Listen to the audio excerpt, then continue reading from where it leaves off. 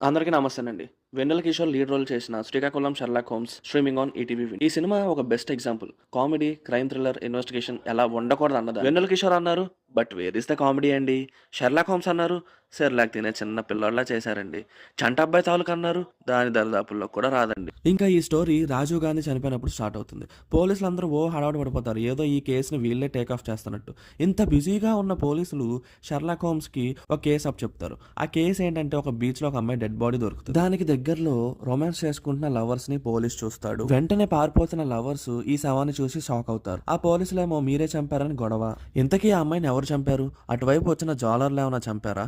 లేదంటే ఆ అమ్మాయిని ప్రేమించిన వాడు కాదు అది. ఆ అమ్మాయి చంపిందా? అంటే ఒక చిన్న లెస్బియన్ లవ్ స్టోరీ ఉందిలేండి, ఆ తర్వాత విషయం. వీళ్ళల్లో ఎవరు చంపారు, ఎందుకు చంపారు అన్నదే మూవీ చూసి తెలుసుకోండి.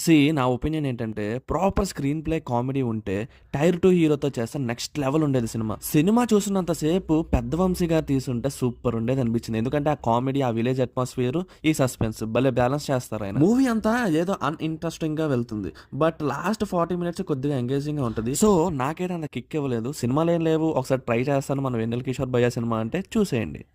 యోధన మన తక్షణ కర్తవ్యము ఈ ఛానల్ని సబ్స్క్రైబ్ చెయ్యటము.